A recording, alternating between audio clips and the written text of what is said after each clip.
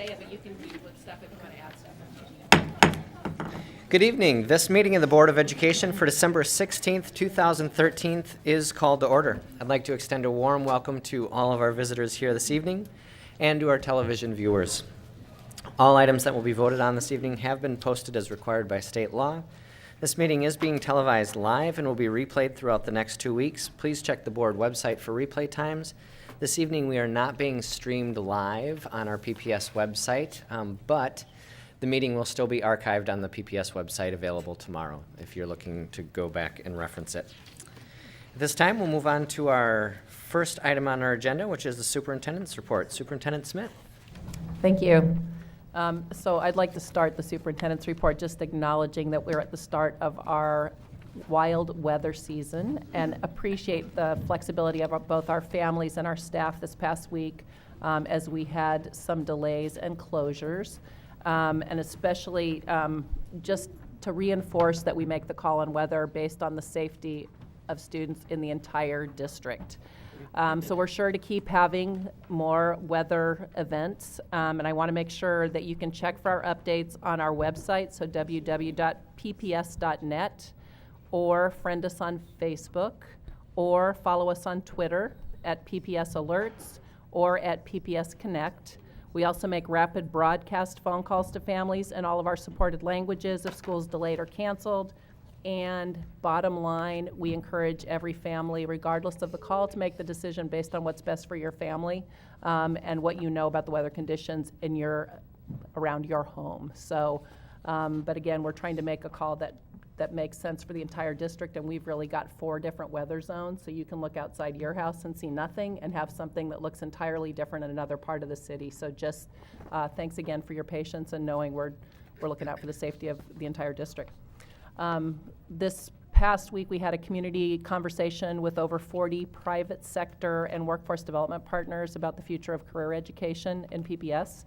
I attended that, as well as 4 of our board members. We'll be issuing a report on that to the full board in January. That meeting reinforced there's a strong demand in Portland's region for PPS just to make more investments in career education. We held a similar planning session with our career coordinators and CTE teachers at Benson late in the week last week. And all of those sessions will contribute to this final report. One of the things I wanted to report tonight is in January we'll be coming forward with a proposal about how to adjust the enrollment cap at Benson High School for the next enrollment and transfer cycle. We've been just queuing people up, knowing that's something that we're bringing forward, but we will be doing that in a way that both supports students having opportunity at Benson, but also maintaining stability of the entire system, which is the thing that we're trying to balance with this. What we had established is 3 years into implementation of our high school system design, which was intended to stabilize the entire high school system. We would again revisit the cap, and we are at that moment. So look forward to something coming to the board in January. Our children's book harvest, I'm thrilled to report that our citywide book harvest brought in 27,000 new and used books for young readers. Woo-hoo! And that surpassed our goal of 25,000. And this means these books for early readers will be distributed to families who need them for use in their homes. The 3-week book drive is part of our focus on early literacy and ensuring that all students are reading well by 3rd grade. We would never have reached this amazing goal without the PTAs at many of our schools who sponsored book drives. And we had schools across the district who both rolled up their sleeves and did book donation drives and used this as an opportunity to build community within their schools. We also had all New Seasons Market serve as drop-off sites. New Seasons collected over 4,000 books. Woohoo!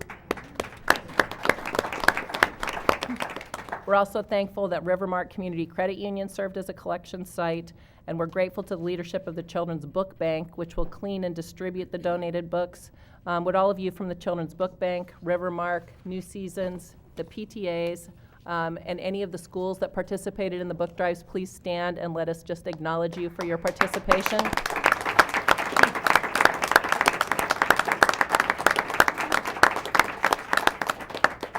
And thank you so much. This was a really awesome effort, and we look forward to getting those books home with kids. And hopefully this is something that we'll continue to repeat too. So this is a launch, and the first time that we've ever done it. Hopefully it becomes an annual event that we're really working to get books home with kids. PPS's dual language immersion program received a $120,000 dual language two-way bilingual grant from the Oregon Department of Education to support development of a Vietnamese dual language immersion program in our district. I'm also going to do a yay on this one. We received the grant because the state views our efforts to create a Vietnamese program as advancing the state's 40-40-20 high school and college completion goals. Dual language immersion is recognized nationally as a strategy for raising achievement in students who are learning English because they can advance in mastering content in their native language while learning the new language. This program will also serve English speakers looking to learn this Southeast Asian language and culture.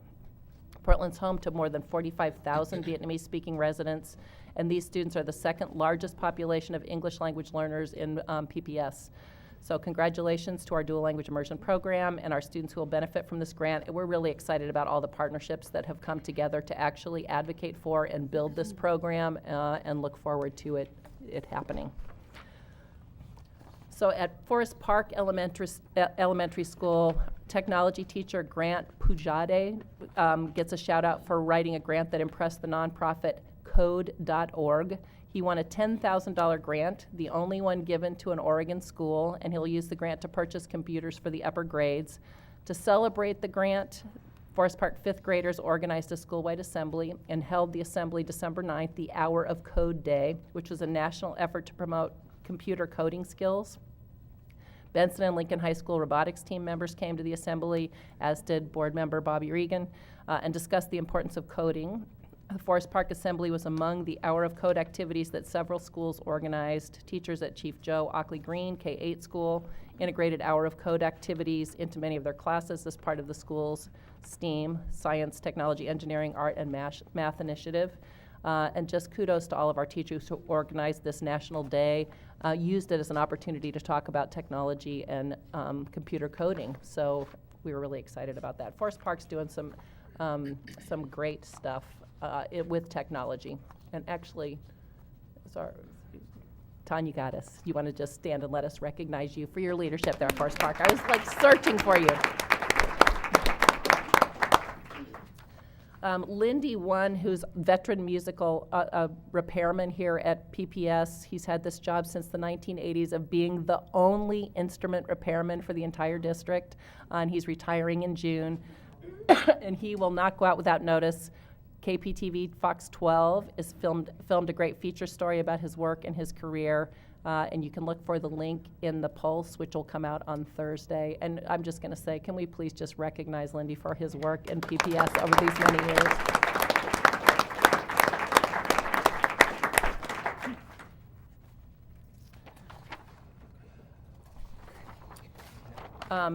Students at Alameda and district-wide are serving the community during the holidays by doing community service projects.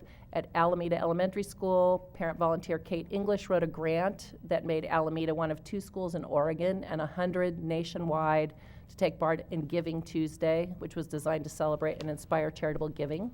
The grant from nonprofit Generation On helped purchase 100 gifts that will be distributed to homeless children. And students from the Alameda Kids Care Club wrapped games and toys, and others set up a card-making station to create holiday wishes for children in ill health through the Joy Maker program. I want to thank all the students and schools and parents and teachers across the district who are really working to reach out during the holiday season and extend to and inspire others. So thank you to all of you who are doing similar projects.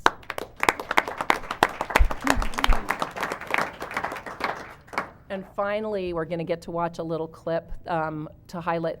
KGW TV did a fabulous clip on Rosa Parks Elementary School and what an incredible impact our partners have. Rosa Parks became the first Oregon school to get instruments and musical instruction through the nonprofit Bravo Youth Orchestra.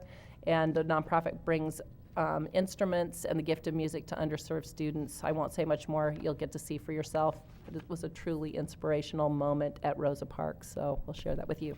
This holiday season, you'll probably be going to one or more musical performances at your child's school, and you'll have the standard holiday stuff, right? Yeah, not so much for a school in North Portland, though. This is the first year that the school has ever had a music program, and this one is special. News Channel 8's Catherine Cook was there for their first concert and the nonprofit that made it happen. Catherine? Well, Chris, their mission is social change through music, the kind made with stringed instruments like violins. Problem is, not everyone can afford those. This group refuses to let that matter. All right, violas, go get your instruments and then sit back on the floor, please. Whoa. The day's done at Rosa Park School. Where is mine? The second and third graders are excited. Oh, this is my cello. They get to stay for 2 more hours. I'm excited too. It started 10 weeks ago when the instruments showed up. Kids raise their hand. Yeah, I'd like to do that. Or knew they were meant to play them. Never knew anyone who wanted to play the violin, the cello, the bass, or any instrument. A wish fulfilled by Bravo Youth Orchestras. Oh yeah, they're really excited. The school's 95% poverty and 90% minority. So this is where we wanted to be, where we could bring, the beauty of the music of the world to these children and let them shine. Bravo is part of a global movement that began in Venezuela. There, every year, a national system of youth orchestras serves 400,000 children. 80% of them live in poverty. It's in the United States, it's in different countries, but it wasn't in Oregon. Measure 5. Rosa Park School is the first.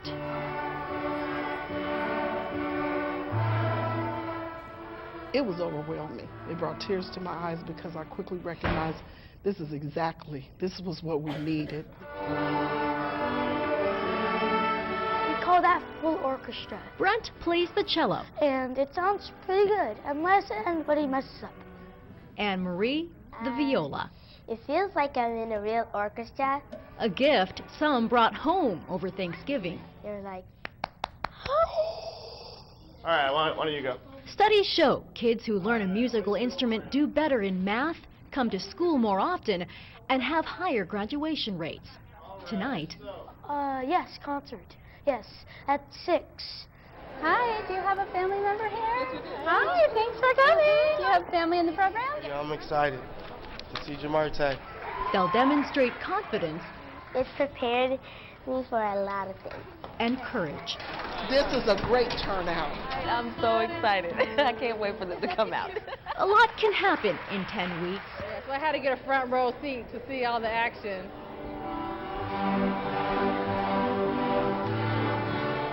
She's really blossomed a lot since doing this program. Children grow. Look at them. Mysteries are solved. So now we know who many of our musicians are. And people start believing something that maybe these musicians have known all along. Oh, that touched my heart. That touched my heart. Look at them. Very good. Very good. Oh, that is wonderful.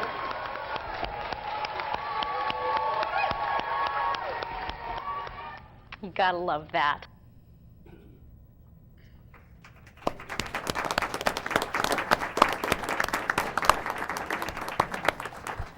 Thank you, Superintendent Smith. What a great presentation and a nice way to end that. Next, we're going to move on to our student testimony. Ms. Houston, are there any students signed up for student testimony? I have two. Okay. Ava and Kimberly. All right, Ava and Kimberly here.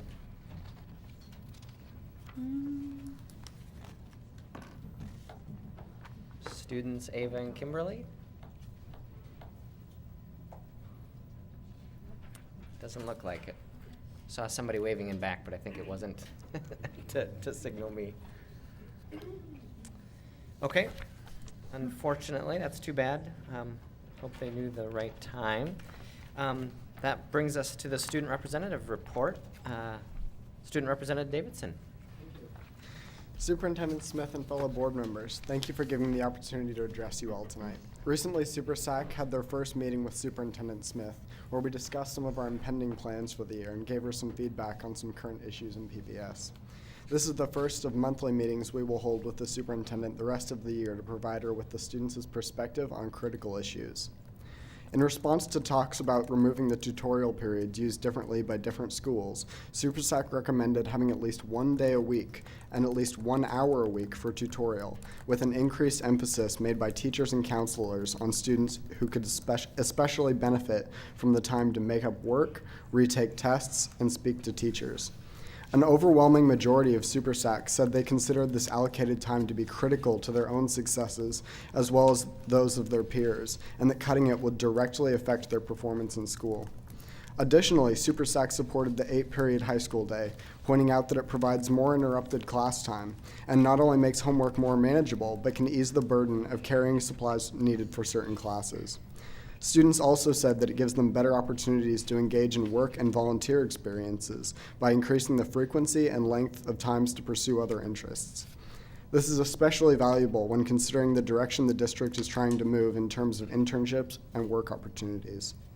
SuperSAC will be continuing to advocate for an 8-period schedule and for tutorial times to remain a resource for PPS high school students. Unfortunately, our meeting with the superintendent was cut short by the mediation session she was required to attend that same day. Our dinner with SuperSAC parents and students was also canceled because it conflicted with the date for mediation. This is not just an issue exclusive to SuperSAC. The day-to-day life within classrooms in this district echoes a similar situation. As students contemplate and even participate in in-school walkouts and ask questions during class of teachers regarding the impending strike, I'm struck by the amount of class time that is being wasted on this issue. If both parties are, as they claim, working to help create the schools Portland students deserve, then I'm truly offended by what the bargaining teams seem to think students deserve. The only thing that could be more detrimental to my education than not having adequate schools would be having no school at all. Last month, SuperSAC was visited by Terry Harrington, Vice President of PAT, and Brock Logan, the Director of Public Relations for PPS. I would like to once again formally extend my gratitude to both of these individuals for taking the time to visit with SuperSAC and inform us more about what was happening.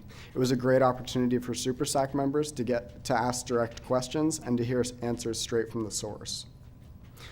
While individual SuperSAC members have their own individual opinions on the contract negotiations made by both PPS and PAT, it remains abundantly clear to me that the damage of these negotiations has already begun. No one can give back the time that has already been lost from the educations of many of our students.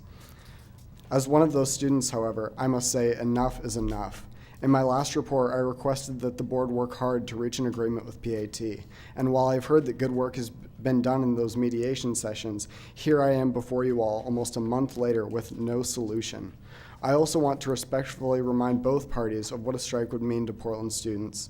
A strike for high school students in advanced classes would mean putting them at an even greater disadvantage in terms of instructional time compared to their counterparts in other parts of the country.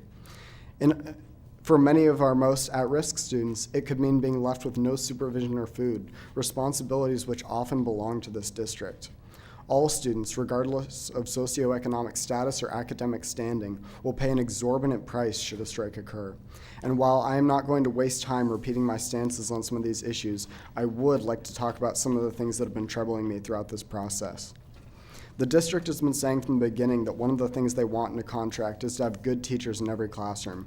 But as I look around at teachers in this district, my teachers, who are struggling to maintain a workload while refusing the district's proposed contract, the one question I have is, how can teachers be expected to perform at the highest level every day with such large workloads? I see my teachers working their hardest and doing their best, but I am worried that we may be sacrificing a higher level of education in order to maintain a more manageable budget. In 1947, citing information gathered by PPS staff, the Portland Teachers Union brought forward a list of conditions that made teaching in Portland public schools difficult. Near the top of this list was excessively large class sizes. And yet over 60 years later, here we are struggling to keep the teacher-to-student ratio manageable. We have a looming mountain of problems that are more complicated than bringing class sizes down. How much longer are we going to avoid addressing this fundamental element of educational practices? If we were to receive additional money in this budget year, I would hope at least a good part of that money would go to adding teachers. I propose that we find a way to commit to keeping class sizes at a reasonable level in order to create learning environments that are conducive to learning and which foster relationships between students and the adults in their schools. In case I do not have the opportunity to formally address this board before a strike takes place, I am making my final plea for a quickly agreed upon contract that truly characterizes both in material and timeliness what Portland students deserve. Thank you for giving me this opportunity to speak, and on behalf of the students of PPS, thank you for sitting on this board.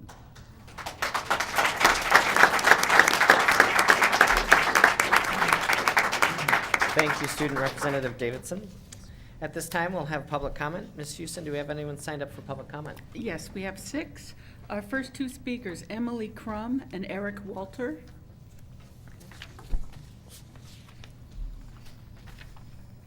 As you are making your way up, I'm going to read the instructions for public comment. My guess is some folks I see later on the list have been here. I do want to thank everybody for taking the time to come to the board meeting. We deeply value public input, and we look forward to hearing your thoughts, reflections, and concerns. Our responsibility as a board lies in actively listening and reflecting on the thoughts and opinions of others. Guidelines for public input emphasize respect and consideration when referring to board members, staff, and other presenters. The board will not respond to any comments or questions at this time, but the board or staff will follow up on various issues that are raised. Please make sure that you have left your contact information, either phone number or email, on the sign-up sheet with our clerk. Pursuant to Board Policy 170012, speakers may offer objective criticism of district operations and programs, but the board will not hear complaints concerning individual district personnel. Any complaints about specific employees should be directed to the superintendent's office and will not be heard in this forum. You have a total of 3 minutes to share your comments. Please begin by stating your name and spelling your last name for the record. During the first 2 minutes, a green light will appear. When you have 1 minute left, a yellow light will appear. When your time's done, the red light will go on and a buzzer will sound. We ask that you respectfully wind up your comments at that time. Thank you again for coming. Thank you. We can start. Thank you, Board, for allowing me this opportunity to present some what many of us believe is important issues for our children. My name is Eric Walter from Eugene. My last name is spelled W-A-L-T-E-R. Morality does not depend on a majority vote or a sliding scale. Teaching morality is more important than math because there will be no point in teaching other areas if we have no children. Look at the moral decay in our country. Have you walked in a video store lately? It is disturbing what our children are being exposed to as compared to 1 generation ago.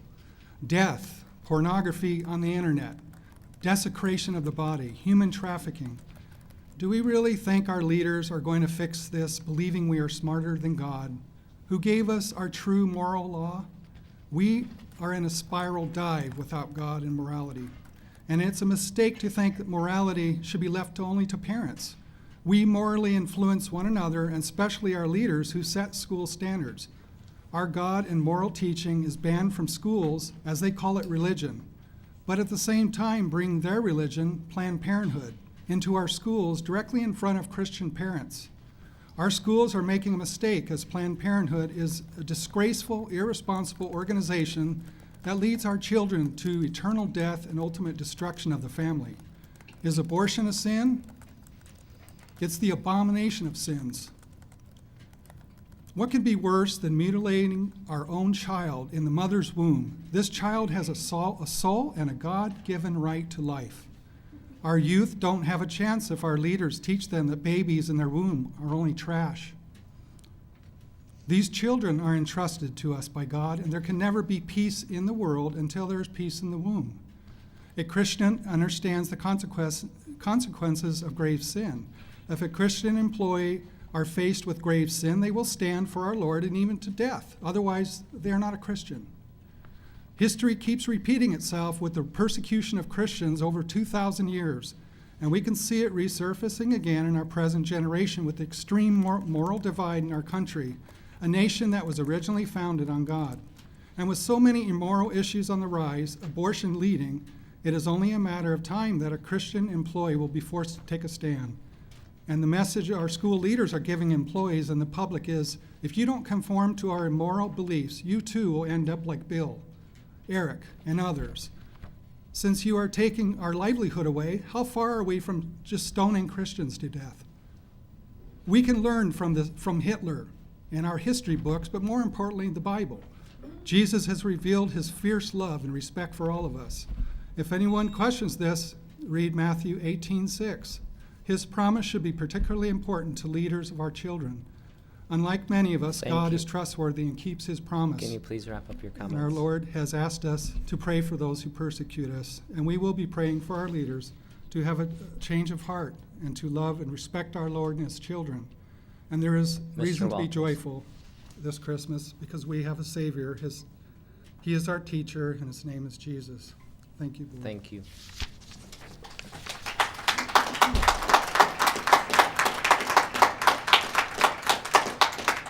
Our next two speakers, Ron Popkin and Bruce Shearer.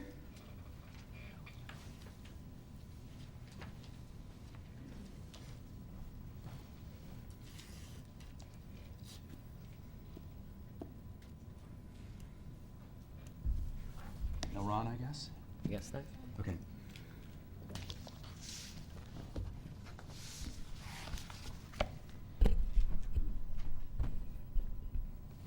My name is Bruce Shearer. Last name is spelled S-C-H-E-R-E-R. I'm a parent at MLC. I have some concerns about education policy. From Diane Ravitch's book, Reign of Error, Chapter 1, Our Schools Are at Risk. In the early years of the 21st century, a bipartisan consensus arose about educational policy in the United States. Right and left, Democrats and Republicans, the leading members of our political class and our media elite seem to agree public education is broken. Our students are not learning enough. Public schools are bad and getting worse.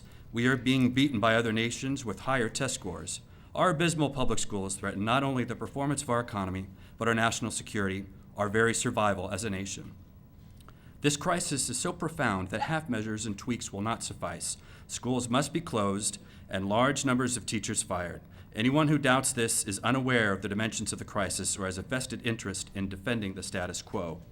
Furthermore, according to this logic, now widely shared among policy makers and opinion shapers, blame must fall on the shoulders of teachers and principals. Where test scores are low, it is their fault. They should be held accountable for this educational catastrophe. They are responsible because they have become comfortable with the status quo of low expectations and low achievement, more interested in their pensions than in the children they teach. In response to this crisis, the reformers have a ready path for solving it. Since teachers are the problem, their job protections must be eliminated and teachers must be fired. Teachers' unions must be opposed at every turn. The hoops and hurdles that limit entry into teaching must be eliminated. Teachers must be evaluated on the basis of their students' test scores. Public schools must be evaluated on an objective basis, and when they are failing, they must be closed. Students must be given choices other than traditional public schools, such as charter schools, vouchers, and online schools. In Hollywood, films and television documentaries, the battle lines are clearly drawn. Traditional public schools are bad. Their supporters are apologists for the unions. Those who advocate for charter schools, virtual schooling, and school choice are reformers. Their supporters insist they are championing the rights of minorities. They say they are leaders of the civil rights movement of our day. It is a compelling narrative, one that gives us easy villains and ready-made solutions. It appeals to values Americans have traditionally cherished: choice, freedom, optimism, and a latent distrust of government. There is only one problem with this narrative: it is wrong. Public education is not broken, it is not failing or declining. The diagnosis is wrong, and the solutions of the corporate reformers are wrong. Our urban schools are in trouble because of concentrated poverty and racial segregation. But public education as such is not broken. Public education is in a crisis only so far as society is, and only so far as this new narrative of crisis has destabilized it. The solutions proposed by the self-proclaimed reformers have not worked as promised. They have failed even by their own highly valued measure, which is test scores. At the same time, the reformers' solutions have had a destructive impact on education as a whole. Thank you. Thank you. Our last two speakers, Greg Burrill and Margie Brown.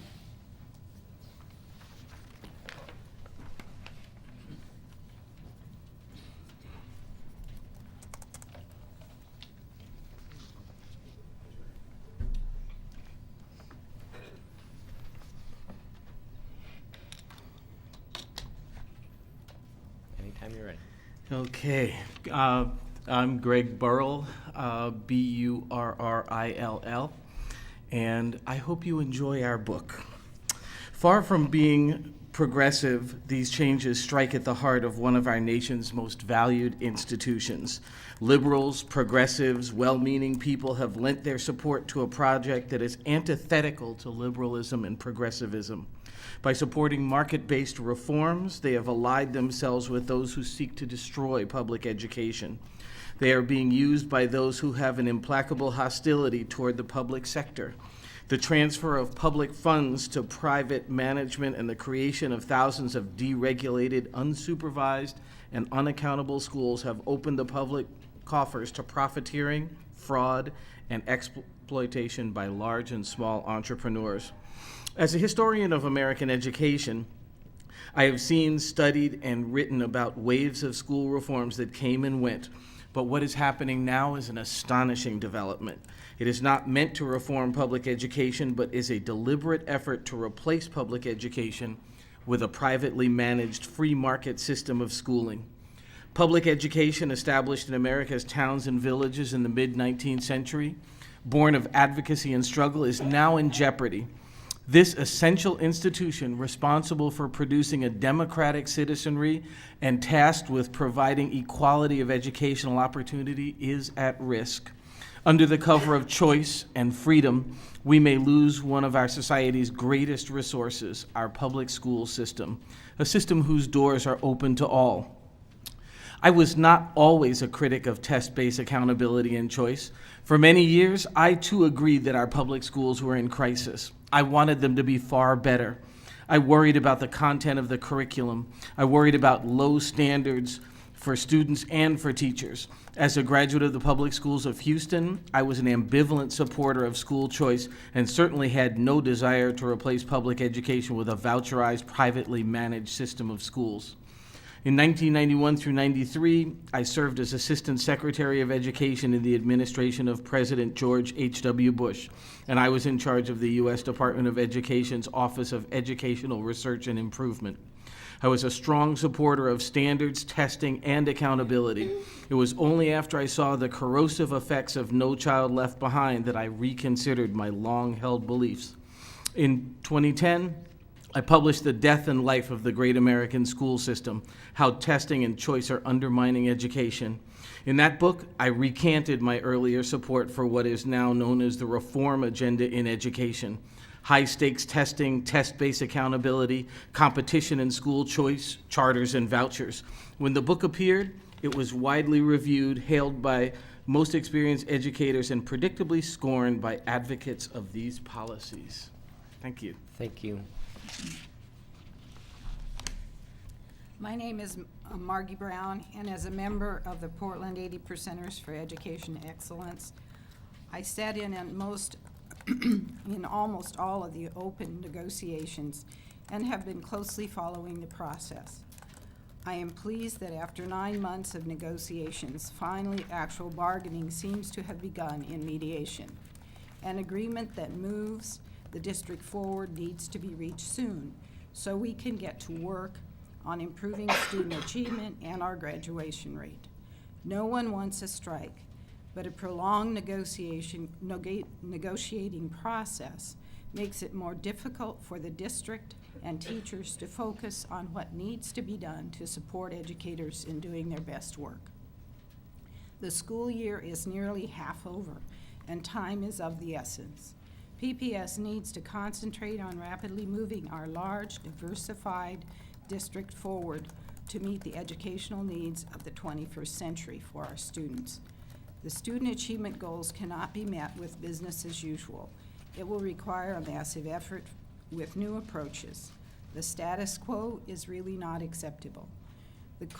The contract is a barrier to student achievement. We need to be able to hire earlier to diversify our teaching workforce and ensure subject matter competence, particularly in math, science, special education, and language immersion programs. The district must find ways to increase the instructional hours and ensure they are in compliance with the intent of state standards. Your primary focus needs to be on what will serve students best. Both sides need to ensure that final agreement will serve student achievement at all levels, first and foremost. However, parents and the public are invested stakeholders in this process and should be given time to review the agreement before it is ratified by the board. A parent coalition we support is asking for a 72-hour public posting period before the board votes. So I encourage the board to put blinders on and keep focused on what you believe will serve students best and not be distracted by other noise or politics. Your job is critically important to our kids and to our community. Thank you. Thank you. Now move on to the next order on our agenda, which is the approval of the comprehensive annual financial report. The board previously discussed this item at its December 13th meeting. Superintendent Smith, can you please introduce the comprehensive annual finance report? Cherie Lewis, who is our Director of Accounting, will come up, and this was considered at the last board meeting, and Cherie and David Wind, our Deputy Chief Financial Officer, will be also here to answer questions. Cherie?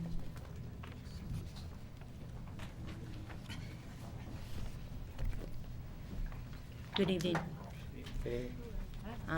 Introducing Tim Gillette. He's the partner of TJW. He is going to present the comprehensive annual financial report for us on the behalf of our auditors. Welcome. Hi, good evening. I'm Tim Gillette from Talbot, Corvola, and Warwick, your independent public accounting firm and auditors. Excuse me. I see a few familiar faces and a few new faces as well. Thank you for having me again. I will try to keep this reasonably brief and quick moving, but if there are any questions or you want to delve into something, just stop me and ask, and I'm happy to take those.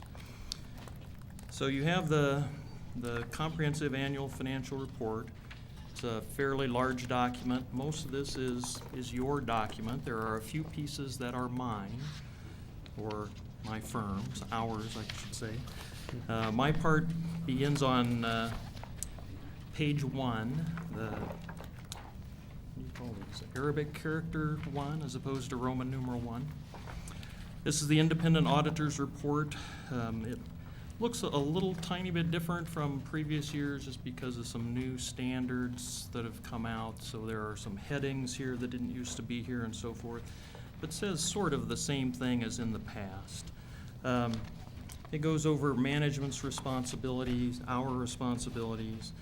Kind of the good part is down at the bottom of page 1, the auditor's opinion, where we say, in our opinion, the financial statements present fairly the financial position of the district in accordance with generally accepted accounting principles. The so-called clean opinion from the auditor. The report then goes on to cover some of the other sections contained in the comprehensive annual financial report. There are certain pieces of required supplementary information that we don't express an opinion on. There are some other parts of required information that we express an in relation to opinion, that those pieces are fairly presented in relation to the financial statements taken as a whole. There's also some other information or supplementary information. The supplementary information is fairly stated in relation to the basic financial statements. And then there is some other information, introductory and statistical sections, which are unaudited and we don't express an opinion on. The report then refers to a couple of other reports that we will talk about in a moment. The following section is management's discussion and analysis, which I always encourage everyone to read. It gives a good overview, good summary of the financial statements, is a great place to start. I'm not going to go over those financial highlights. I think you already have. So I will say the statement of net position looks a little different from what you're probably used to because, again, of some new standards that have come out. It used to be a statement of net assets. Now it's a statement of net position because of the Governmental Accounting Standard Board that sets policies for such things, came out with the Governmental Accounting Standards Board, or GASB, statement number 63, then produced the idea of deferred inflows and outflows and change net assets to net position. But it's really essentially the same statement you've seen before with some different headings, different titles. Probably the next part I would skip to is on mine. It's page 33. Hopefully it still is. Mine is a draft. I think you may have they have the same draft. Okay, great. Where it talks about the new standards that have been implemented, the one I just mentioned, GASB Statement 63. There's also GASB Statement 65, which is also related to deferred inflows and outflows and some things that you've done. It did change one thing. GASB Statement 65 requires bond issuance costs to be expensed, which previously they were capitalized and amortized over the life of the bond. So that did result in a restatement on your, if you look on the page 15, yes, thank you, the statement of activities, you'll see the restatement line there for a change, for that change. Then I would probably skip all the way to the back, where our report that's required by Oregon state regulations is contained.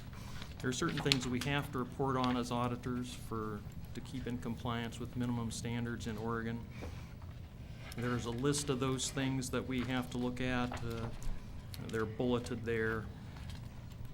Essentially, nothing really came to our attention that caused us to believe the district wasn't in compliance with all of those rules and regulations, other than one small thing where in our sample of 60 students, there was one case of a student who didn't get withdrawn within or after the 10 consecutive days. And that's it for the comprehensive annual financial report. Unless there are questions, I will move on to the single audit. Go ahead. Okay. So the report on the single audit, this is a federal requirement that you have audited for your expenditures of federal awards. There are a couple of reports look pretty similar, but they're slightly different in the eyes of the auditors anyway. The first one is the report on internal control over financial reporting and on compliance with other matters. Basically, the internal control over financial reporting is the key part there. And if you go down to the bottom, you'll see that we did identify one certain deficiency in internal controls, 2003-01, and we'll talk about that in a second. That was the only thing. And in the next paragraph on the next page, the results of our test disclose no instances of non-compliance or other matters that are required to be reported under the government auditing standards. Then the next report is on compliance for each major federal program, plus a report on internal control over compliance, and a report on the schedule of expenditures of federal awards, or the CFA. Again, the good part's at the bottom. In our opinion, the district complied in all material respects with the types of compliance requirements referred to above, blah, blah, blah. There were some findings. The third paragraph on the next page enumerates those findings. 2003, 02, 03, and 04 are considered to be significant deficiencies. And again, we'll talk about the findings in a minute. The report on the CFA, excuse me, is also starts on that page, but again, the good part's at the very end. In our opinion, the CFA is fairly stated in all material respects in relation to the financial statements as a whole. Excuse me. And there's the listing of all the federal expenditures, which we won't spend any time on. Page 16 is kind of a summary of what I just talked about. The auditor's report is unmodified. It used to be called unqualified, new terminology. Now it's unmodified. Big difference, I know. Yeah. No material weaknesses, yes, a significant deficiency. No material non-compliance. On the financial statements, federal awards, kind of the same thing as I talked about a minute ago. And then we can get into the actual findings. As I said, there are 4 of them, but essentially they are the same finding related to review of purchasing card transactions. The district is in process of implementing a new system that will take care of that in the future and has undertaken some additional review to resolve those things as well. And I will move on unless there are questions about the single audit. Yes. Director Buell? When you say purchasing card transaction errors and we're fixing that, what is that? I didn't say errors. I said there's a part of the purchasing card process allowed for certain purchasing card transactions to be processed through the system without a second level of review. Is that credit cards that we give out? Purchasing cards? Yes, purchasing cards are similar to credit cards, yes. So the but we didn't have any errors in the process, it's just our process wasn't good enough? Some of them were not being reviewed, yes, and we looked at a sample of... We didn't lose any money or anything like that? We didn't, in our testing, I don't believe we found any improper purchases or anything like that. Like that, okay, just Not that our we looked at review every wasn't up single to where it should transaction. be. Okay, Yeah. thank you. Sure. And finally, I have the report to those charged with governance, which is the narrative letter, looks sort of like this. Again, there are a number of things that we're required to address with those charged with governance. Respective responsibilities of the auditor and management, kind of an overview of the scope and timing, talk about significant accounting practices, the new policies that you implemented this year. We didn't identify any significant or unusual transactions. We talked a little bit about accounting estimates, uncorrected misstatements. There was one that was very small, and we agreed to not agree with the decision to not process that. Refers you to the single audit report, no consultations with other accountants. There are some new standards coming out from the Governmental Accounting Standards Board. There always are. The technical corrections one probably won't have a big effect on you. We don't talk about it in here, but GASB Statement 67 is on pension reporting for PERS itself. That will go into effect next year, 6/30/14 for PERS. And then the year after that, 6/30/15, statement number 68 will go into effect for the district and will change your PERS reporting some. And that we still are uncertain of the exact effects of that. There are a couple others, government combinations or non-exchange financial guarantees. I wouldn't expect there to be a big impact to the district, but they are out there if those things come up. Management representation letter where we get Cherie and Neil to sign in blood is attached.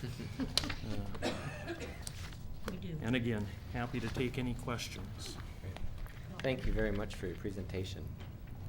Any questions about the comprehensive annual financial report? Just again to note that we discussed this in our previous study session. Right. So I gotta- have it. We did. Review and discuss it. Appreciate the unmodified Yes. opinion. Yes. Congratulations Cherie, to our maybe financial. You might want to repeat again from what you shared with us, the good news from your last 41 years. 41 years. Just want to repeat that. The district is the only district in the nation that has been a participant in the certificate of award for OASBO and GOFOA for 41 years. And we are the only district that has been in that for 41 consecutive years. And this year we went and received our award at the International OASBO, and it was very nice to get that award. So, Congratulations. Thank you. Again, for your thank you hard for work. having me, and I did want to thank Neil and Cherie and their staffs for all the fine work that they do, because we couldn't do our work as quickly and efficiently as we do without their help. So thank you very much. Thank you. thank you. We will now consider Resolution 4849, acceptance and approval of the comprehensive annual financial report, reports to management, and report on requirement of the single audit and OMB Circular A133. Do I have a motion and a second? So moved. Second. Director Morton moves and Director Knowles seconds the motion to adopt Resolution 4849. Ms. Houston, is there any public comment on this resolution? No, there's not. Is there any further board discussion? The board will now vote on Resolution 4849. All in favor, please indicate by saying yes. Yes. Yes. All opposed, please indicate by saying no. Are there any abstentions? Resolution 4849 is approved by a vote of 7-0 with Student Representative Davidson voting? Yes. Yes. Thank you very much. We'll now move on to our next item of business, which is charter school applications. We're going to start with Emerson Public Charter School contract extension. The board previously discussed this item also at our December 13th meeting. Superintendent Smith, can you please introduce this item? Yes, and I'll ask Kristen Miles to come on up. Kristen is our charter schools manager, and she'll introduce the next two items.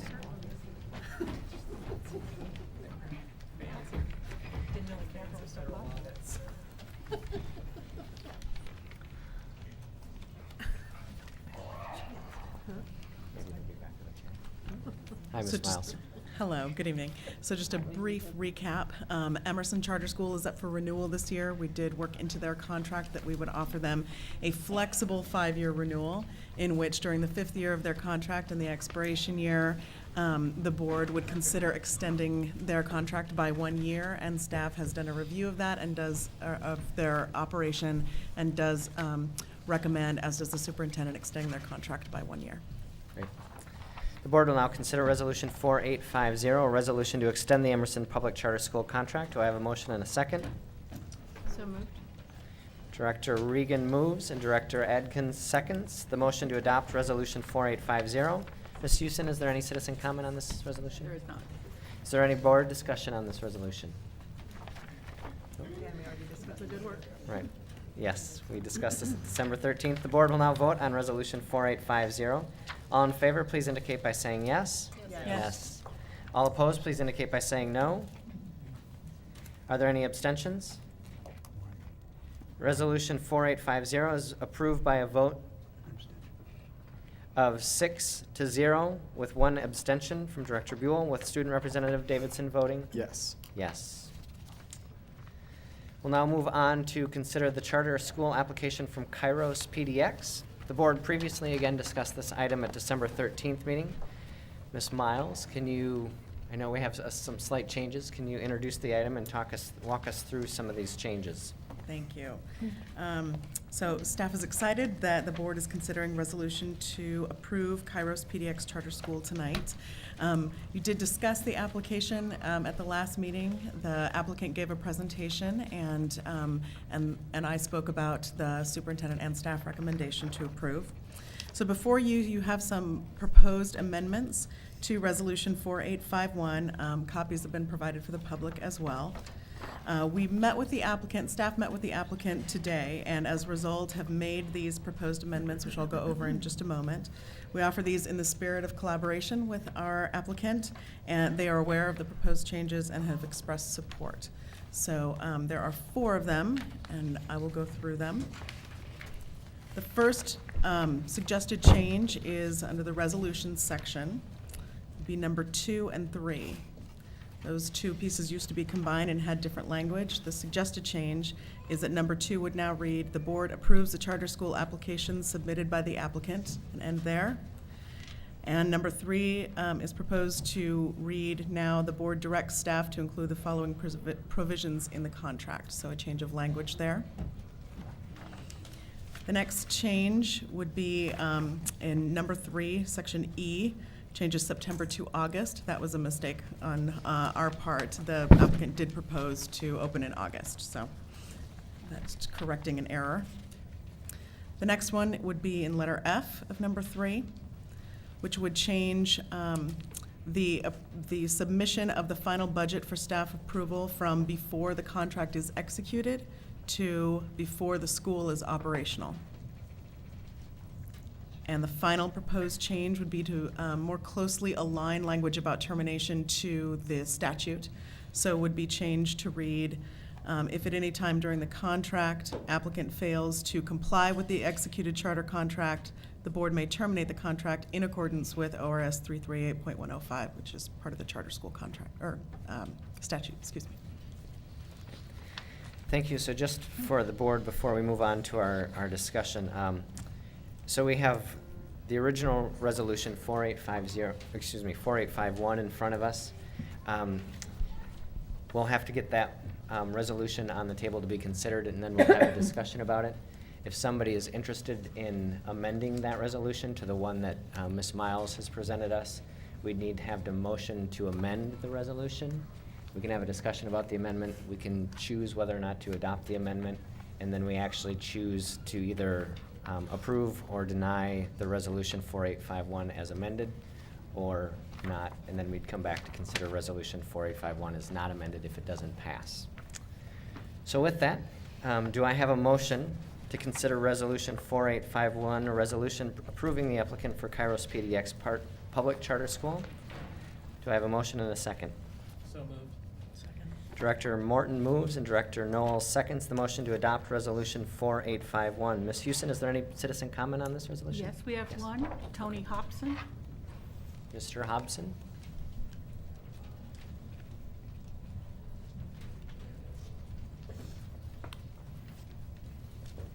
I know you're familiar with this, but again, you'll have 3 minutes. Okay. Well, good Thank you. evening. It's nice to be here to talk about something other than my own program, but it's also nice to continue to be talking about low-income children and children of color. Just briefly, from a background standpoint, got 35 years in the public school arena. Worked for Portland Public Schools myself for 10 years as a teacher, counselor, and administrator, so have quite a bit of background with many of the issues that you would be grappling with.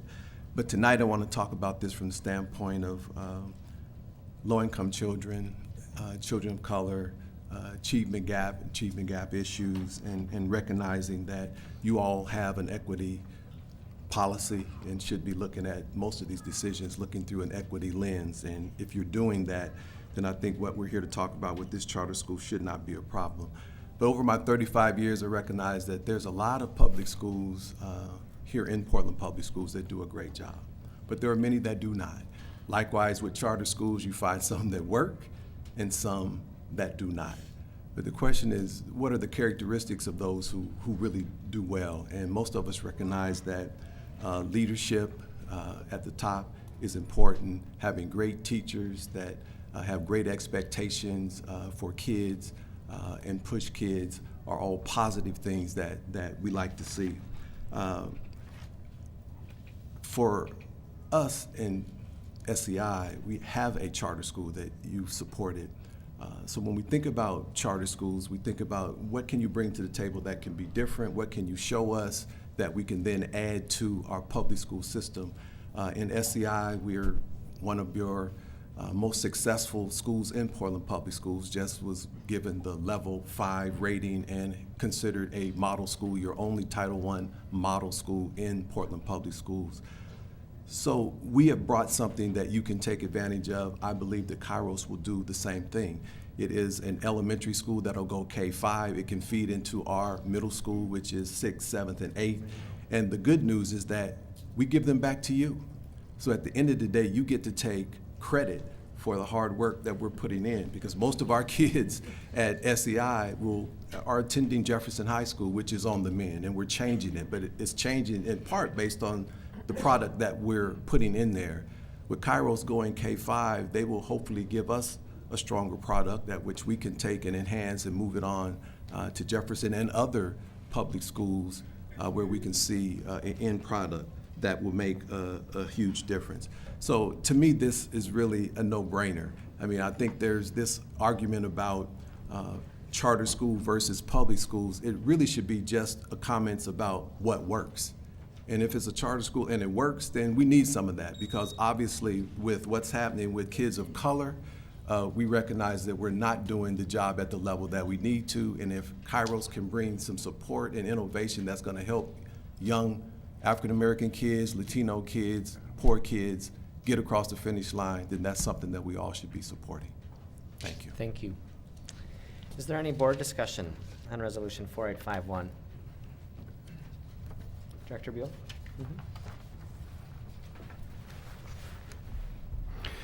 I don't like charter schools. I think that they really have a lot of negative aspects of them. I would never vote for a for-profit chain charter school We don't have them in the state of Oregon, and hopefully we never will. And so I need to explain my vote, I think.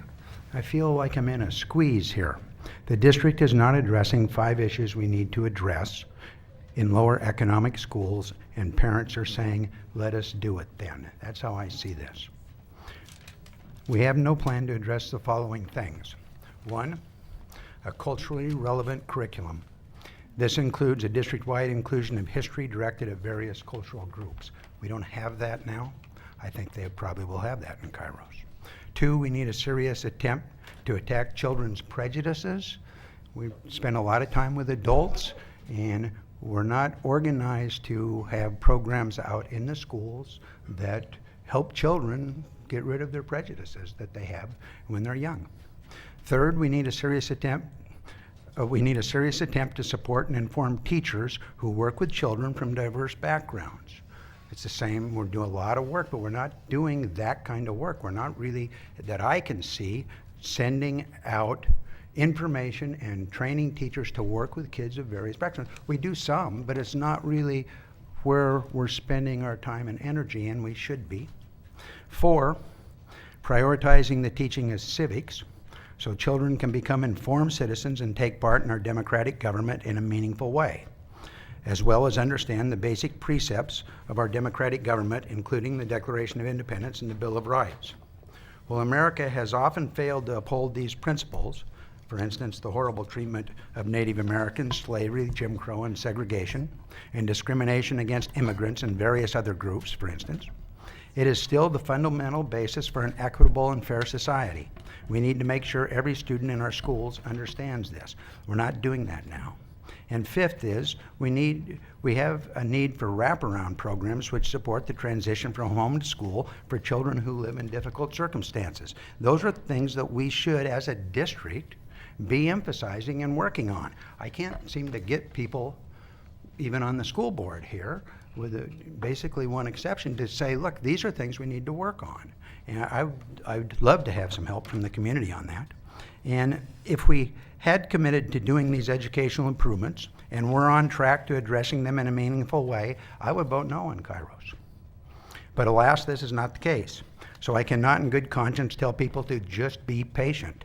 That is a refrain heard too much in the past, and I don't think it plays well today. So I'm going to vote for this, as much as I hate to vote for a charter school, but hey, if we're not going to do the job, then we're going to have to give it someplace. Somebody's got to do the job, and if it's not us, well, at least some kids will get some of that.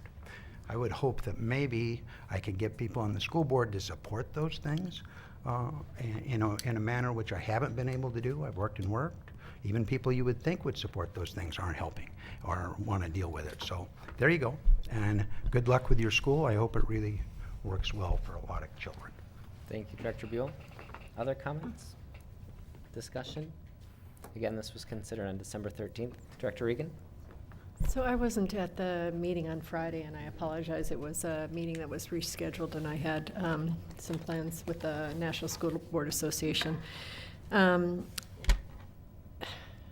I don't really know how to address Director Buell's comments because I don't agree with many of them. Some of them I suppose I agree with a little bit.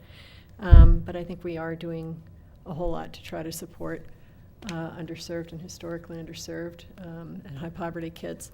And I would also say that with our charter schools, I don't look at it as a them and us. This will be our charter school and our children, and we would be the sponsor of this school. So again, it's not an us and them, it's a we. And so I'm excited about this particular application. Typically, as I look at charter school applications, I try to determine whether or not it's going to have a particularly negative effect on other public schools within our system. I try to look at whether or not what it's offering is different than what we currently offer and who we're currently serving, and that is the other thing, is who would this school be serving. And I think many times we find that our charter schools serve children that we actually serve pretty well ourselves. And in this case, I think this is a charter school that will help us serve schools, children that we struggle with, to be frank.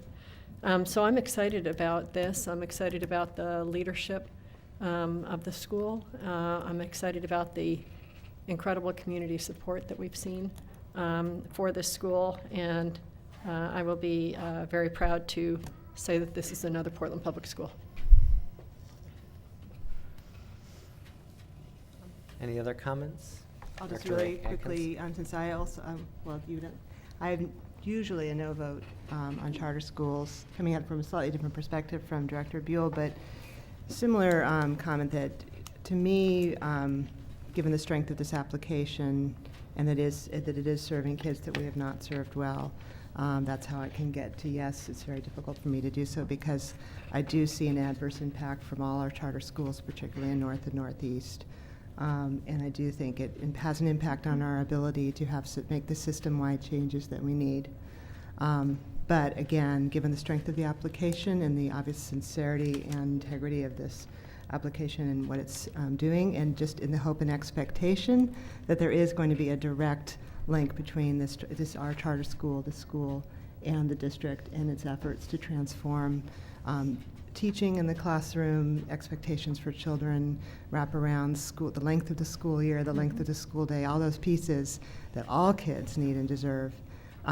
So that's my hope and expectation with my yes vote, that will happen, that this will not just be an enclave for a few kids, but that it will be something of benefit to all our kids, because every kid needs and deserves this approach. Any other comments? Director Moore? Thank you. I last Friday when we talked about this, and certainly in our charter school hearings, I've been in support of this application, and am happy to see it as an option in North and Northeast Portland. And since it is a charter, it's something that will be potentially drawing students from all over the city. And I think I agree with much of what's been said. I would say one of the things that I find really inspiring about this is probably more than what you would find in history classes or civics classes, but it's offering a curriculum, a relevant curriculum, and I would say a culturally relevant curriculum to a community that doesn't see itself currently in that curriculum. Or doesn't see itself certainly in the services offered in the buildings that we currently have within our district. So it really is I think, an opportunity for us to begin to do something, I think, significantly innovative and important, and in service of the community. So I'm very much in support. I feel like an opportunity like this for our kids, particularly our underserved populations, is well overdue, and I would encourage all of us to be in support of it too. Dr. Curler? Sure. Just I guess I'll just repeat my comments from the other day, which is I agree, Bobby, that it is we, and it's all about doing the best that we can do and delivering for our students. And so in terms of charters, the way I think about it is what are they doing that's working that we're not, and how can we learn from it? And so I would like to see from you, Superintendent Smith, in the coming months, just a more systemized approach to how we can learn from these schools and how we can integrate it into it. And I mean, I know you and others have all been thinking about it and doing it in some ways or another, but I think maybe a more systemized approach to that would be helpful.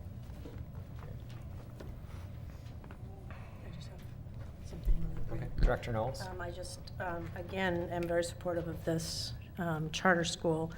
Appreciate the work that you've all done. A lot of hard work. I know putting this together is not easy. And also agree with Director Morton about the opportunity for innovation in that school. So we're very excited to have you become a Portland Public Schools. And then I also just want to briefly say regarding Director Buell's comments that I think that many of the things that he brought up are things that we've been working on very hard here at Portland Public Schools. I would never say that we have not been doing any work on those issues. And just as a few examples, there's our Courageous Conversations work. There's our work with the communities of color that's been going on since I've been on the board, which I think has been very strong work. And I feel like we have a great partnership developing there. We have restorative justice work in our schools. There are many, many things that we're doing in Portland Public Schools to help our students of color achieve at the same rates of all other students, and we're having some success there as we watch our achievement gap narrow. And so I'm not here to say that we can't do better, because we always can, but we're on the road, we're working hard, and I'm looking forward to having all of you as a partner as we continue down that road. So thanks very much for bringing this forward. Director Buell? Yes, I didn't want to brand the entire board with not caring about this. What I was referring to was 5 very specific things. And in those 5 things, I've been trying to get other members of the board to support those things, which actually go out into the classroom and help kids of color in the classroom. And I don't want to brand everybody. Mr. Curler has been very positive towards those particular 5 things when we've talked about it. I haven't been able to get support on those things out of anyone else, and it would be wonderful if I could get some help from the community in doing that. Thank you very much. Thank you. Before we move on, I also just want to make a couple of comments. I have to admit that when I saw the people that were associated with this charter school, there's some names that I trust and really respect in our community, and I found myself being really sad that I thought, my first read was, oh my goodness, we're losing public school advocates. But as I remind myself who you are and see the folks that are here tonight, I'm reminded we're not losing folks. You will remain and have remained strong public school advocates, and I appreciate this opportunity that the community is taking to stand up and say, you know what, we can help. It's not just somebody else's job. We can help. We can figure this out. And so I too am looking forward to the innovation and the opportunity. Director Curler, how do we capitalize on what we learn from these charter schools, and how do we make the whole system better? So thank you for bringing the application. If there's no other board discussion, I want to ask if somebody wants to make a motion and second the amended resolution. So moved. Second. Director Adkins, there's D in there and a T. Director. Just call me rude. Director Adkins moves to amend the resolution 4851. Director Morton seconds. Is there any board discussion on the amended resolution? I just have Okay, one quick sure. question. So, F, the change from the budget, I think it is, being submitted final budget for staff approval before the contract is executed versus school is operational. What's the time difference there, and what's the background? What's the purpose for that? So our hope is always to come to mutually agreeable terms on the contract as soon as possible. So this basically changes it from having the budget be a conditional part of having the contract executed, as they submitted a budget recently which preceded our recommendation to approve.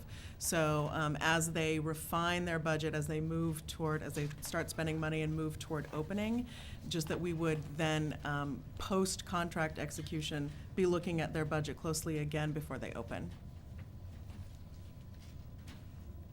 And I just want to put in a word of thanks to Kristen and all the staff in accounting and finance and all the pieces who work really hard, because as I said before, it's a huge, huge undertaking to start a brand new institution from scratch and run it well, and all the complexity that goes with that. So I just want to appreciate the PPS staff and the work they put into support and work collaboratively with our charter schools. Any further discussion on the amended resolution? The board will now vote on resolution 4851 as amended. All in favor, please indicate by saying yes. Yes. Yes. All opposed, please indicate by saying no. Are there any abstentions? Resolution 4851 is approved by a vote of 7-0 with Student Representative Davidson voting.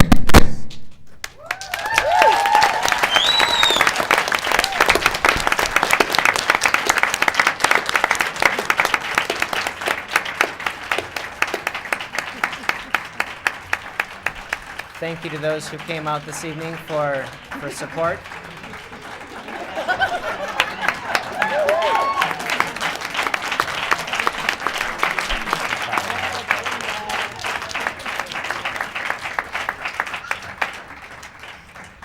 Thank you, Ms. Miles. Thank you. We'll now move on to our next item of business, and you're all welcome to stay. It is riveting. It is riveting. The board previously considered the full high school master plan at its November 2nd meeting. As we considered the full high school master plan, it started. Sorry, folks, as you're leaving, if you could be quiet so we could continue on with our meeting, that'd be greatly appreciated.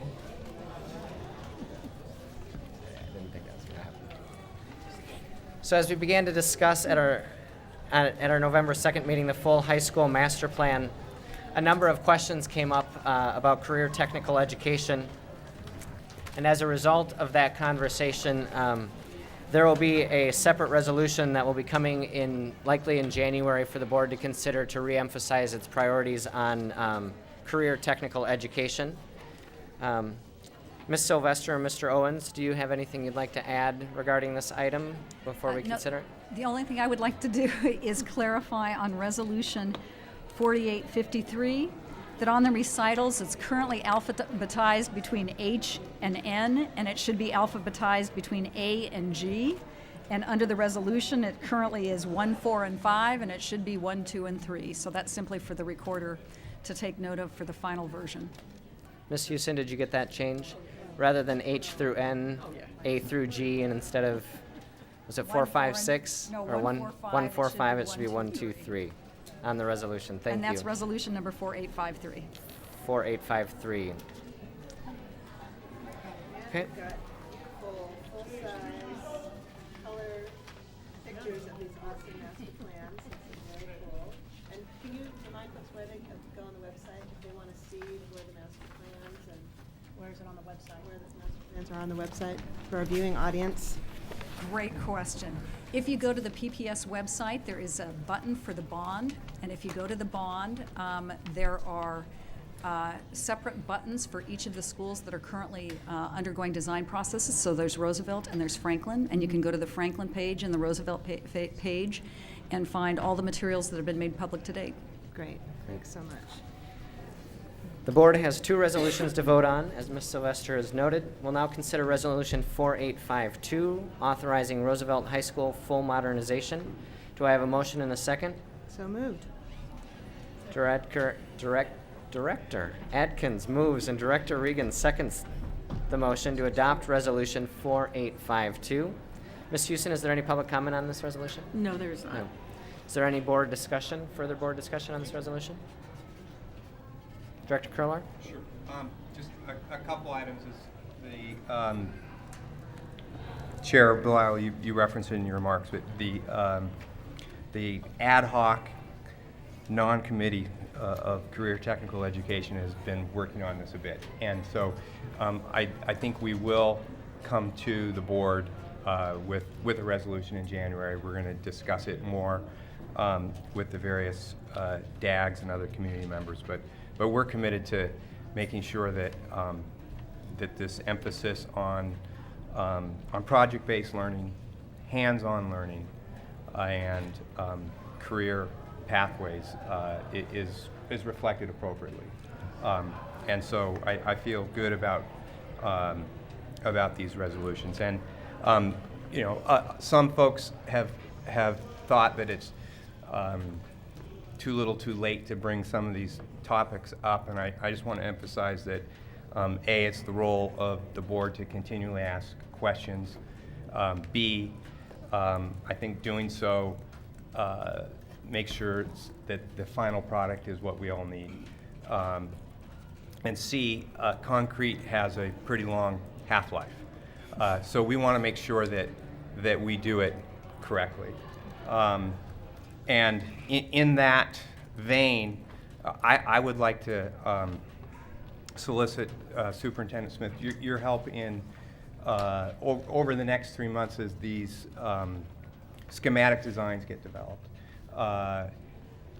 bringing the two houses, the academic house together with the facilities house, and really helping us determine what is the most appropriate space for the hands-on learning, the project-based learning, and the career pathways. Because I don't think there's been a methodology to it, and I think there needs to be one. As simple as let's say we want to do tech geometry and tech algebra in all our schools at 1,700. Well, how much space do we need to do that? That would be starters. But so help us and help the DAGs and help the community and help these great people here inform, put a little more meat to the bones on what really is the appropriate space, because we've got to get it right. And so that would be my request. Any other comments? Director Regan? I just wanted to thank Director Curler for his leadership on this discussion. I think it's something that we've all been talking about for quite some time, career technical education and makerspace, a space where kids make stuff, and hands-on learning. And I think it's a really critical discussion, and I don't want us to get too far down the road before we really understand what the optimal space is that's needed to support our kids. So I want to thank you for your leadership on this, and I want to thank the support we've gotten from other board members and having this discussion pretty openly. So it's exciting. I wouldn't necessarily be able to vote on this if I didn't know that a resolution was coming that was going to put a little bit more emphasis in this area. So I'm thrilled tonight to be able to support this, knowing that the next is coming.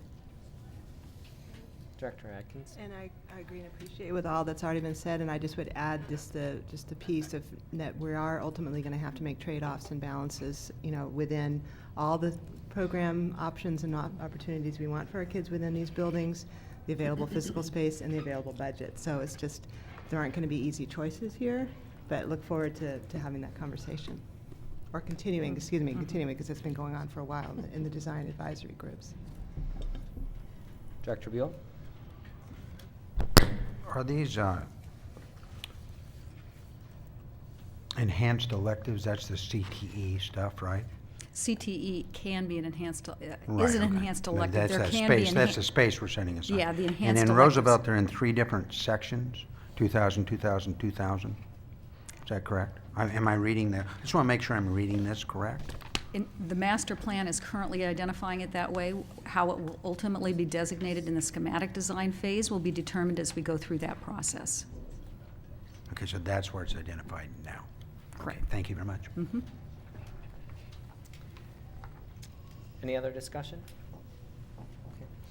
I guess before we take a vote, my comments are, I appreciate Director Curler advocating for something he feels is really important, and the support that it's come from the board. And I guess I want to thank staff, because I know that leading up to this point hasn't been haphazard, that there were lots of groups convened, including teachers, including design professionals, research across the country about what are these spaces and what's going to fit in our budget and our physical plan. So again, I appreciate the need for discussion and look forward to it. But I also don't want to make it sound like we just pulled a number out of the hat, because you all, and we've gotten to touch pieces of it, have been working on this for the last year and a half to make sure the right professionals were in the room to get us to where we are now, and we'll continue to refine it, to your point, Director Curler. With that, board will now consider Resolution 4852. All in favor, please indicate by saying yes. Yes. Yes. All opposed, please indicate by saying no. Any abstentions?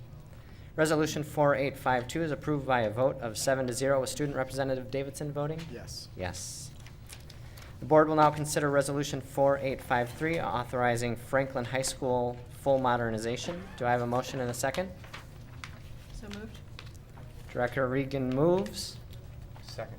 and Director Curler seconds the motion to adopt Resolution 4853. Ms. Houston, is there any public comment on Resolution 4853? No, there's not. No. Is there any board discussion on Resolution 4853? Same. Right. Great. Board will now vote on Resolution 4853. All in favor, please indicate by saying yes. Yes. Yes. Yes. All opposed, please indicate by saying no. Are there any abstentions? Resolution 4853 is approved by a vote of 7-0 with Student Representative Davidson voting. Yes. Great. Thank you. Thank you very much. Thank you. I know, this is. Next step. Now we start to figure out exactly where it all goes and start to make more of the trade-offs. And this keeps us on schedule. Yes. Time on budget. Our next item of business is a construction excise tax. The board previously discussed this item at our last Friday meeting, December 13th. Superintendent Smith, can you introduce this again? Yes, and I'll ask David Wind, who's our Deputy Chief Financial Officer, to provide the report. But again, this is a second installment on the discussion and tonight up for a vote to increase our rate. David. Thank you, Superintendent Smith, Co-Chair Belisle, board members. As you'll recall from Friday, we have an opportunity to increase the construction excise tax by taking advantage of the indexing that the state has provided for us. The construction excise tax is an additional revenue source to help fund capital improvement to school district facilities. Thank you. The board will now consider Resolution 4854, a resolution to increase the construction excise tax rate. Do I have a motion and a second? So moved. Director, I can't say that name tonight. Director Knowles moves and Director Adkins seconds the motion to adopt Resolution 4854. Ms. Houston, is there any citizen comment on Resolution 4854? No, there's not. Is there any board discussion on this resolution? It might just be worth a one-sentence recap for folks who didn't tune in to the previous meeting that what we're going to be using this increased revenue for. It's part of capital asset renewal, and I mean, you could say it probably better, David. Sure. Right now, our revenue stream from this runs at about $3 million a year, of which half is dedicated to fund the capital asset renewal plan, which is the ongoing capital maintenance for newly renovated, newly constructed facilities, so it will support the capital bond program. Then the remaining funds are now available for other capital improvements, and in the current school year, we're looking at some security upgrades and some firearm replacement and things like that. But that ongoing revenue stream will be available to support capital improvement projects and school buildings around the district. Thanks so much. Thank you. Any other board discussion? The board will now vote on Resolution 4854. All in favor, please indicate by saying yes. Yes. Yes. All opposed, please indicate by saying no. Are there any abstentions? Resolution 4854 is approved by a vote of 7-0 with Student Representative Davidson voting. Yes. Great. We're now going to move on to the, thank you, Mr. Wine. We're now going to move on to the business agenda. The board will consider the remaining items on its business agenda, having already voted on resolutions 4849 through 4854. Following the public comment on the business agenda, the board will recess into executive session and then reconvene in open session to vote on the business agenda. Ms. Houston, are there any changes to the business agenda? No. No. Do I have a motion and a second to adopt the business agenda? Second. Director Adkins moves and Director Morton seconds the adoption of the business agenda. Ms. Houston, is there any public comment on the business agenda? Yes, we have 5 this evening. Our first 2 speakers, Bill Diss and Dave Damaris. I won't reread the instructions for public comment unless you would like me to. I think most of you were here prior. Again, you'll have 3 minutes, 2 minutes with the green light, 1 minute with the yellow light, and then when the red buzzer goes off, if you could conclude your comments, that'd be great. Thank you. Thank you. I'm David Damaris. I'm a math teacher at Benson High School. I would like to give my 2 cents worth in support of a friend of mine, Bill Diss. I've worked with Bill Diss for several years during his tenure at Benson High School. Many of those years, Bill had been assigned to a section or 2 of math in addition to his teaching in electronics and computer science. Bill's a contributor to any work group which he's assigned. In the math department, he would communicate with me and other algebra teachers regularly regarding aspects of sequence and scope to make sure that he was meeting the expectations. Bill also attended numerous district-sponsored curriculum instruction classes to be prepared to teach with the CBM curriculum. He would also participate in math activities like Tech Show and Math Fest at PCC. Bill maintained good relationships with his students and other peers. When I would go to his room, either at lunch or at school, it was really typical for him to have 2 or 3 students in there that he was tutoring and working with and to complete solve problems and work on various aspects of what he was teaching them. Even at conferences, I would sit next, and my name is Damaris, his name is Dis, and we would sit next to each other. And it was always kind of a big, I was always pleased to listen to Mr. Dis's students introducing their parents to Mr. Dis with respect and honor. I was surprised when I would hear Mr. Dis greet the ESL parents back in their own language, greetings that Mr. Dis would be quick to admit that he learned from the students. My own daughter took her sophomore electronics class with Mr. Dis, and so appreciated, I appreciated his contacting me as a parent from time to time. And my daughter liked Mr. Dis' teaching enough that she willingly volunteered to assist Mr. Dis as an aide in the summer scholars math class that he was teaching. Mr. Dis is conscientious and thoughtful. He's a faculty member who has my confidence and my admiration. Thank you. Thank you.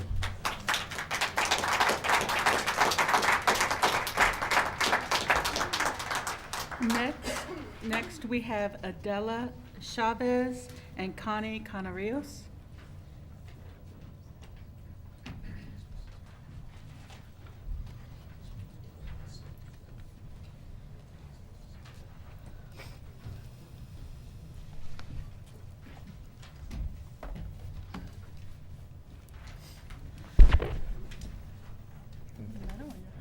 You go. Good evening. My name is Adela Chavez, and I am the mother and aunt of many children in the Portland Public Schools. Mr. Diaz taught 3 of my nieces, and he has taught other friends and relatives. I can not believe you are trying to fire Mr. Diaz. He was so helpful to my family, my nieces, and will not only show them examples, he will give them detailed steps of how to work problems. He will also send grade reports and tests home to be signed so that we knew how our children were doing. I understand that on this last review that he was marked down for not working with people of other cultures and races. My nieces felt he explained everything really well and that he gave students many chances to make up their work. Mr. Diaz has been to many of the Mexican festivities in the North, Northeast, and Southeast Portland. I can't remember seeing other teachers of my children and of my nieces at any of these events. I also heard Mr. Diaz try and speak in Spanish to parents and the community. I certainly think he has a big heart for my culture and my people. His vocabulary and accent could be better, but as many of his students have told him, Mr. Diaz, you speak Spanish better than any gringo we know. I can speak for many in the Mexican community. We love Mr. Diaz, and I want to see him teach our children and the children of our children. Mr. Diaz also has helped one of my nephew 3 years ago. He was a 16-year-old then. He got his girlfriend pregnant, and he taught him about the purity of life, and he wanted to abort his child that was already coming to this world. Mr. Diaz talked to him, and thanks God, we now have a 3-year-old beautiful girl who is getting ready to go to preschool next year.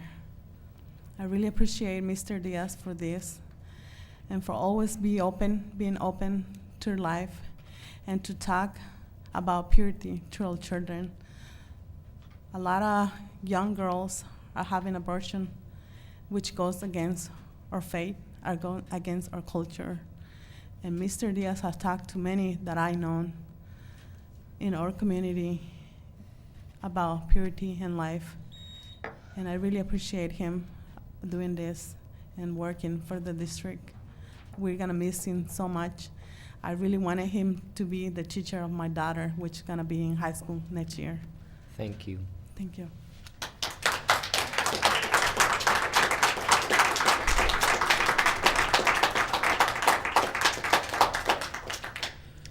Connie Canarios, Canarios,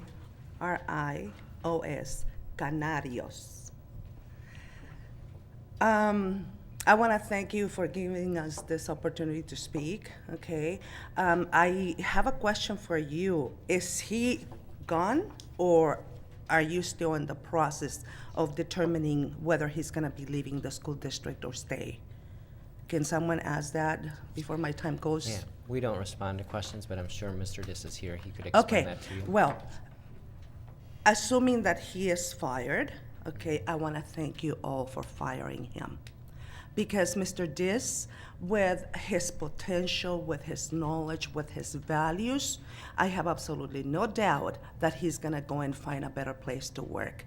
So I wanna thank you. It is very difficult to leave a government agency because when we have retirement, when we have high wages, earnings, it's not easy for us to leave the government. I experienced that.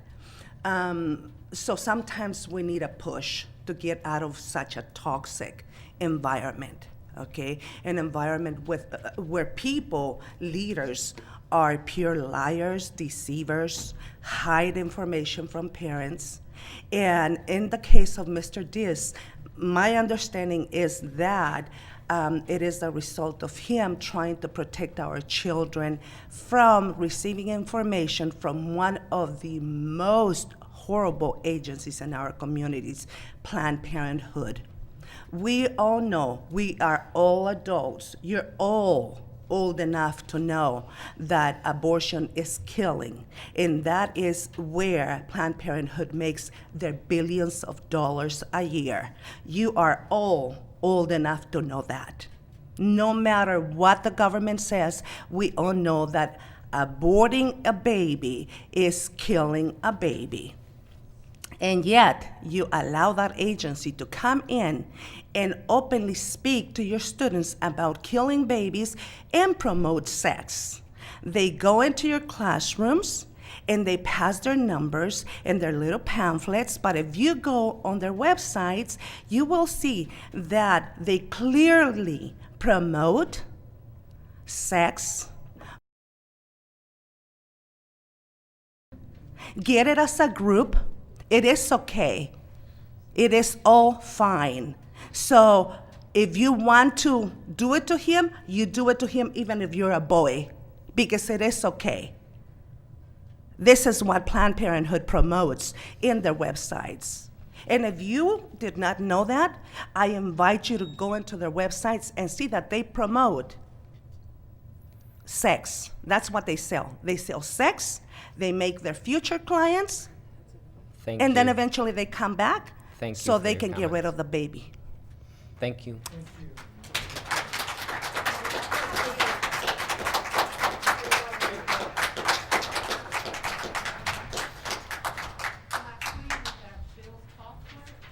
Dis.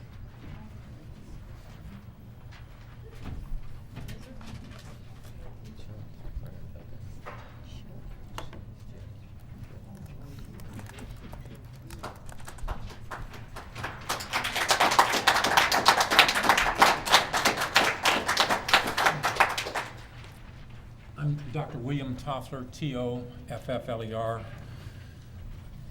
I'm a professor of family medicine at Oregon Health Sciences University. I've had the privilege of speaking to you all twice before in the last year or so about this very issue, and I was here at the last board meeting that was held in a room too small for me to actually be there.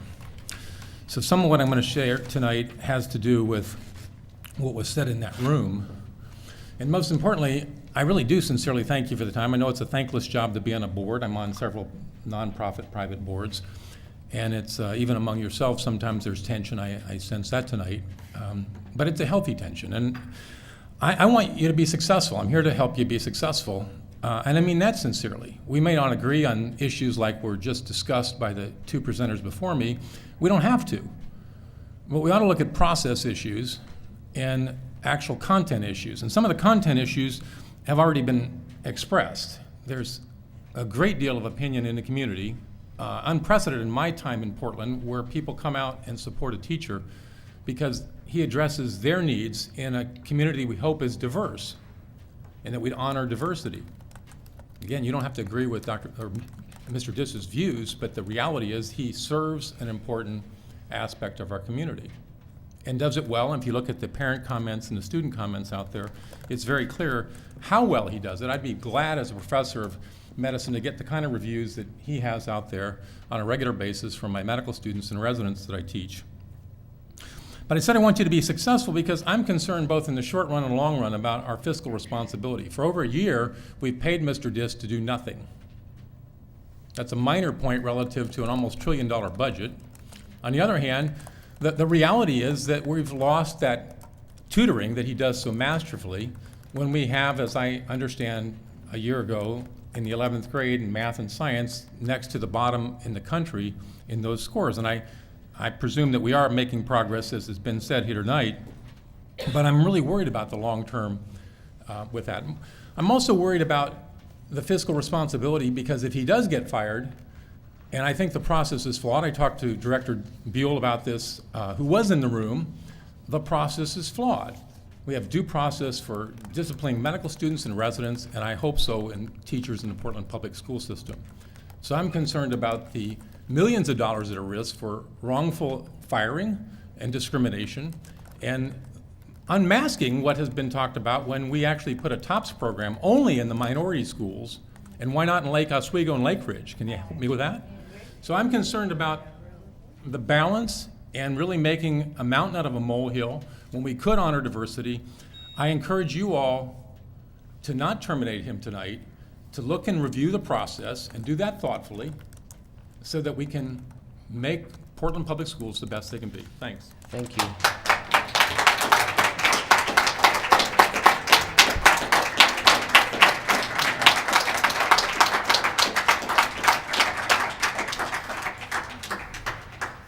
My name's William C. Diss, and I'm here to speak on my behalf and to also thank everyone who came here tonight. The first 5 years I taught at Benson went quite well.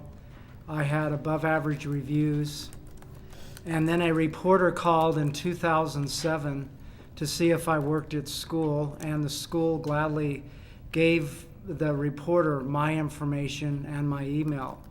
I don't know if that's standard protocol that you always tell reporters everything about their employees. Soon after that, the principal took a private call, and from there, things really changed in a hurry. Even though I continued to get grants, I got grants every year. I brought in hundreds of thousands of dollars worth of equipment and software on all the years.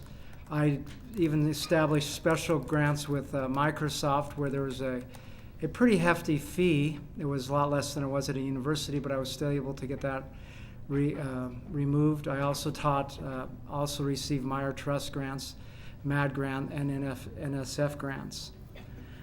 Last year, in September, some people came to the room and they started to put up posters pretty quickly, and I asked them for identification and found out that they were from Planned Parenthood. And I really can't explain to you how upsetting that is. As a fellow Catholic, and I have even gone, there's various steps we can take in our faith where I've consecrated myself to Mary, and they commonly, make fun of Mary. In a few weeks we'll be hearing the song, Round Virgin, Mother and Child, and they have pictures where they disgrace Mary and talk about her, even aborting the child Jesus. So if you can imagine those people coming into your room, and I tried to handle in a dignified way, and I went outside the hall, and the principal came down. She said, you need to go back in there. And I said, it is kind of upsetting, yeah. And I said, I would rather not, because for religious reasons. And she says, no, you need to get back in there. And I said, well, I can't take it. I was so upset. I stopped by Holy Rosary Church, my parish, and just so the priest could calm me down so I could drive home. And then I got even another notice that night to say, you have to be in there. I'm going to deny your religious accommodations. So the next day I came in, and Planned Parenthood was very upset that I wanted to see the forms, and I never had seen any other groups prevent me from getting forms, and I found out why. Because, they put my name on the form with the Benson's name to say that I approved of Planned Parenthood's program, which I certainly do not. And then as we move on during the school year, they... Can you please wrap up your comments? Hmm? Please wrap up your comments. Okay, Your time is Shell. up. They decided that I didn't know math, and they said I only taught things in one method, whereas I actually taught factoring. I went over the table. I went over the perfect square trinomial. I went over the simple trinomial and a couple other methods to show the kids quite a few ways to do the factoring. And then in terms of solving the quadratic equations, I went over the quadratic formula and completing the square. And some other areas which a lot of them had never even seen before. Thank you. So I was very complete with that. Thank you very much. All right. The board will now recess.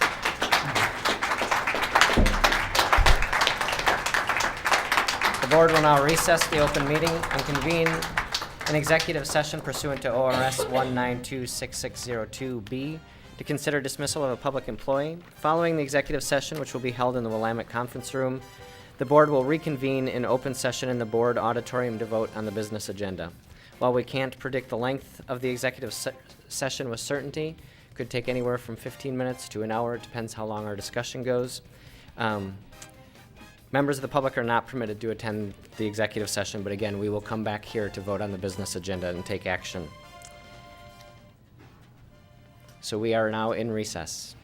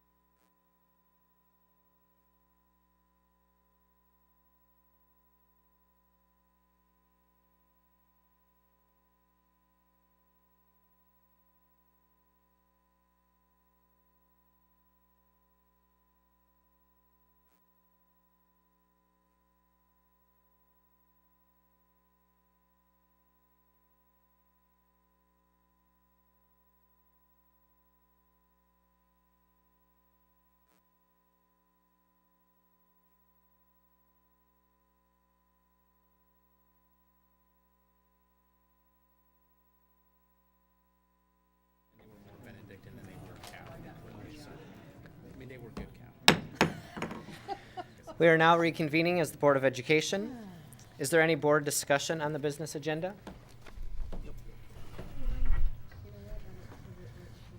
And I think you had a question about one of the revenue contracts. Yes, and it was on resolution number 4848, and let me see if I can just pull it up.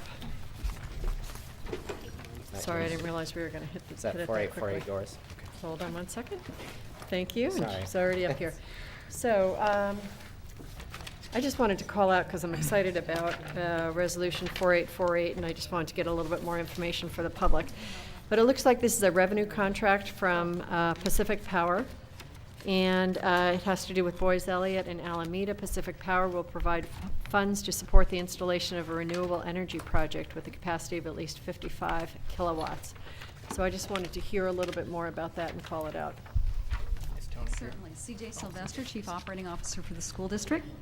What has occurred here is that our staff had submitted through our facilities department grants to Pacific Power through their Blue Sky program in order to see if they could provide us some funds in support of intended solar installations. In this instance, Boys Elliott is a school that's scheduled to be re-roofed as part of the 2014 Bond Summer Improvement Project.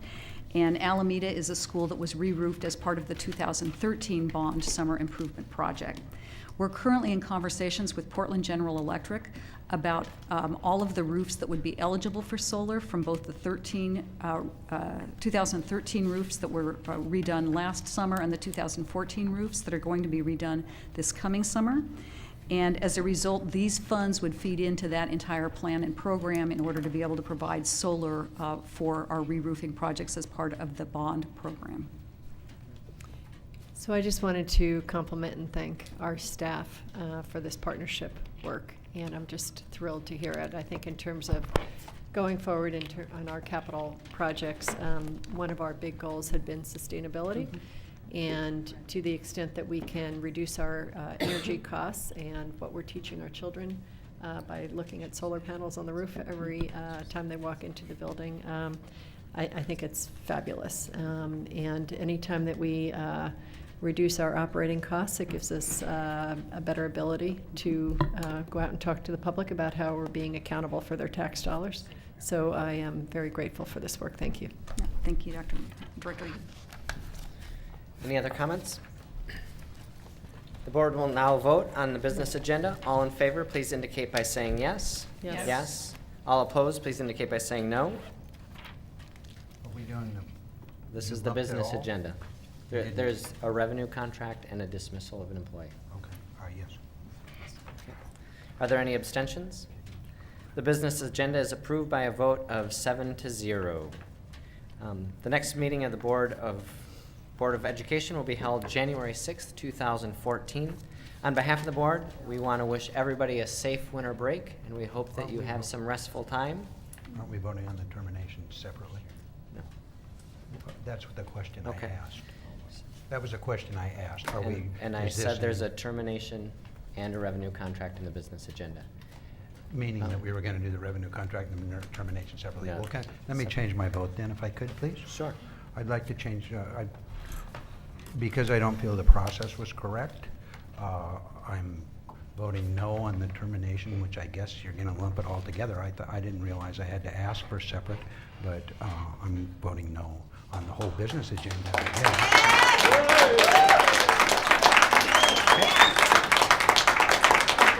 The business agenda is approved by a vote of 6-0. Again, we'd like to wish everybody, 6-1, sorry, 6-1.